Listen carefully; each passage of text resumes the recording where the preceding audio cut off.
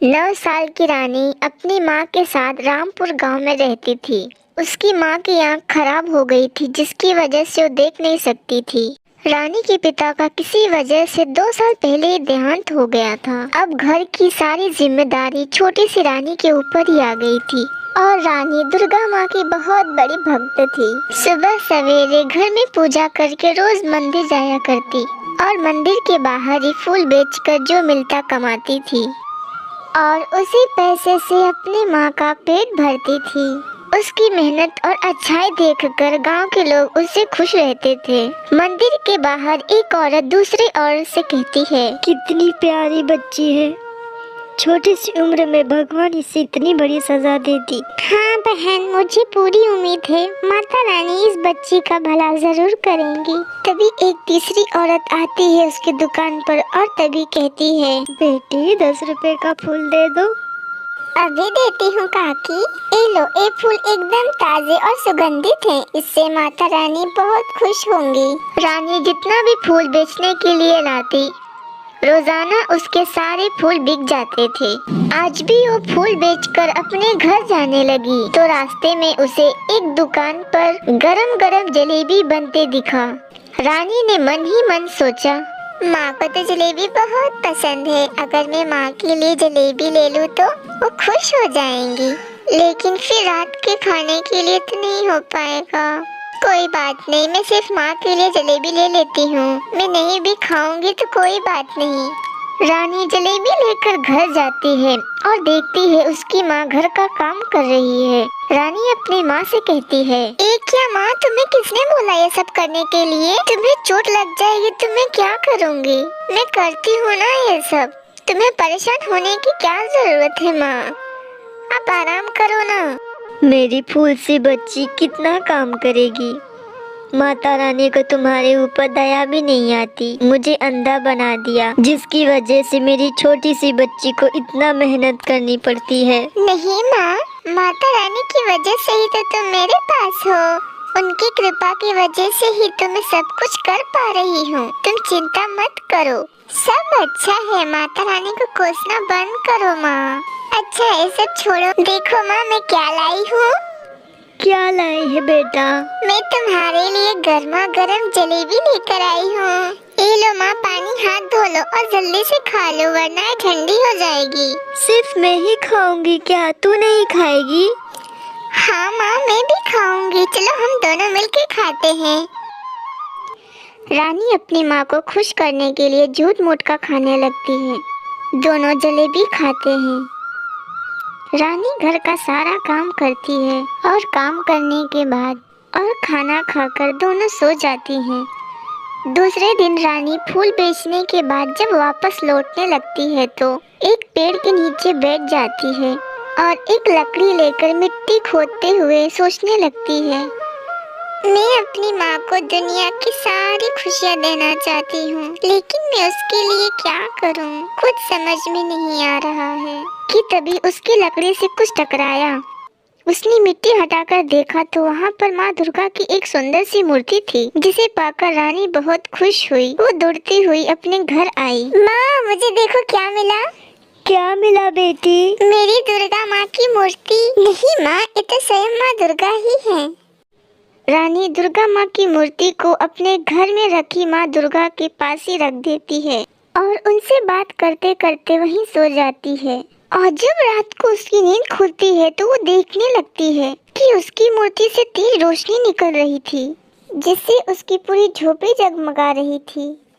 माँ, माँ, उठो ना। ये देखो माँ दुर्गा की मूर्ति से कितनी तेज रोशनी आ रही है। हमारा पूरा घर इस रोशनी से जगमगा रहा है। मैं तो कुछ देख नहीं सकती बेटी, लेकिन तुम कहती हो तो मैं महसूस कर सकती हूँ। ये तो चमत्कार है बेटी।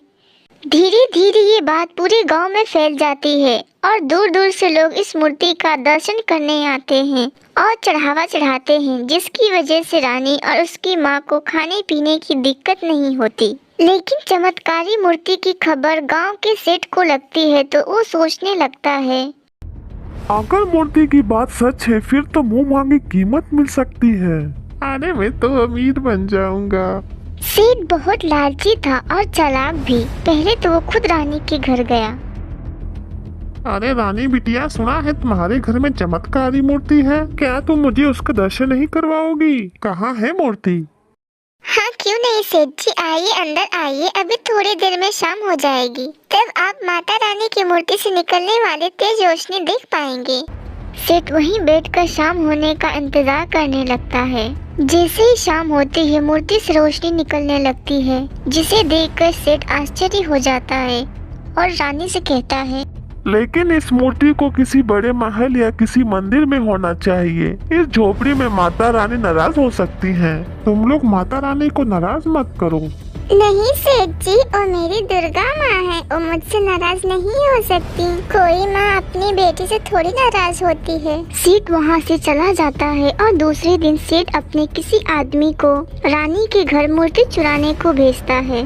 तो वो आदमी सुबह ही रानी के घर मूर्ति चुराने जाता है। जब रानी घर पर नहीं रहती है, उसकी माँ के अंधेपन का फायदा उठाकर वो माता की मूर्ति चुराकर भागता है और जाकर सेठ को दे देता है। इधर जब रानी घर लौटती है तो मूर्ति न देखकर परेशान हो जाती है। माँ माता की मूर्ति कहाँ गई? माँ, यहाँ माता की मूर्ति नहीं है। रानी बिलक बिलक कर रोने लगती है। उसे माता की मूर्ति कहीं दिखाई नहीं देती। तब रानी की माँ कहती है, लगता है सेठ जी सही कह रहे थे, सच में माता रानी हमसे नाराज हो गई हैं। नहीं माँ, मेरी माँ हमसे नाराज नहीं हो सकती। इधर सेठ मूर्ति के खरीदार को ढूंढने में लगा था, लेकिन उसे कोई मिल नहीं रहा था। 2 दिन बाद नवरात्र थी। रानी अपनी माँ से कहती है, माँ, वैष्णो देवी जाकर माँ के दर्शन करने का बहुत मन कर रहा है। मैंने गुल्लक में कुछ पैसे जमा कर रखे हैं। हम कल ही चलेंगे, परसों से नवरात्रि शुरू हो रही है, तो इस शुभ अवसर पर हम माँ के दर्शन कर आएंगे। ठीक है बेटी। दूसरे दिन सुबह सवेरे रानी अपनी माँ को लेकर वैष्णो देवी दर्शन के लिए निकल जाती है। नवरात्रि के तीसरे दिन वो माँ के दर्शन करती है। वो वापस अपने घर को लौट आती है। रास्ते में एक जगह वो पैदल आ रही थी कि उसके पैर किसी चीज से टकरा गया, जिसकी वजह से वो गिर गई।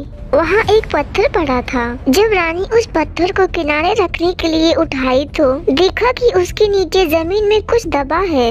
उसने थोड़ा सा मिट्टी निकाला तो पाया कि वहाँ एक बड़ा सा बक्सा है। उसे खोलने पर पाया कि वो सोने के सिक्कों से भरा था। अरे ये क्या माँ, ये तो सोने से भरा है। बेटी, लगता है तुम्हारी भक्ति से खुश होकर माँ दुर्गा ने तुम्हें ये दिया है। माँ के समझाने पर रानी वो बक्सा अपने साथ घर ले आती है और अपनी झोपड़ी की जगह वो माँ दुर्गा का एक बड़ा मंदिर बनवाती है और मंदिर के पीछे ही अपनी और अपनी माँ के लिए एक कमरा बनवाती है। अब रानी मंदिर में रोजाना पूजा पाठ करने लगती है। दूर दूर से लोग मंदिर में आने लगते हैं और रानी का खूब तारीफ करने लगते हैं। रानी भंडारा भी रखती थी, जिससे गरीबों का पेट भर जाया करता था। इधर सेठ के पास अब भी वो मूर्ति रखी थी, क्योंकि उसे कोई खरीदार नहीं मिला था। एक दिन सेठ के गोदाम से फोन आता है। सेठ डरते हुए कहता है, ये क्या कह रहे हो तुम? नहीं नहीं, ये नहीं हो सकता। मेरे गोदाम में आग नहीं लग सकती। मैं अभी आता हूँ। जब सेठ अपने गोदाम पहुंचा तो देखा उसका गोदाम आग में जल रहा है। वो सर पर हाथ रखकर बैठ जाता है। हे भगवान, ये क्या हो गया?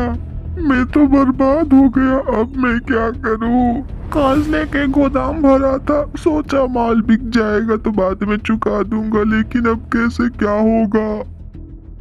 कर्ज चुकाने के लिए सेठ को अपना घर बेचना पड़ गया। वो भटकता हुआ रानी के पास गया, लेकिन उसने देखा रानी की झोपड़ी की जगह एक बड़ा सा मंदिर बना हुआ है। सेठ एक महिला से कहता है, यहाँ पर रानी नाम की एक लड़की रहती थी, क्या आप जानती हैं? और यहाँ पर मंदिर कब बना? रानी बिटिया को पूछ रहे हो? मंदिर तो उन्होंने ही बनवाया है। वो औरत सेठ को सारी बात बताती है, जिससे सेठ को अपनी गलती का एहसास हो जाता है। वो अपनी पत्नी के साथ भागता हुआ रानी के पास जाता है। बेटी, मुझे माफ कर दो। मैं लालची आदमी पागल हो गया था। मैंने बहुत बड़ा पाप कर दिया है। माता रानी ने उसकी सजा मुझे दे दी है। मुझे माफ कर दो बेटी। ए लो बेटी, तुम्हारी मूर्ति मैंने ही चुराई थी। हो सके तो मुझे माफ कर दो। सेठ जी, आप आपको अपनी गलती का एहसास हो गया, यही बहुत है। माता रानी आपको जरूर माफ करेंगी, आप चिंता ना करें, सब ठीक हो जाएगा। रानी सेठ को फिर से व्यापार शुरू करने में मदद करती है, जिससे सेठ फिर से अमीर हो जाता है और सेठ भी दुर्गा माँ का भक्त हो जाता है। मेरे प्यारे दोस्तों, मेरे चैनल को लाइक और सब्सक्राइब करना मत भूलना।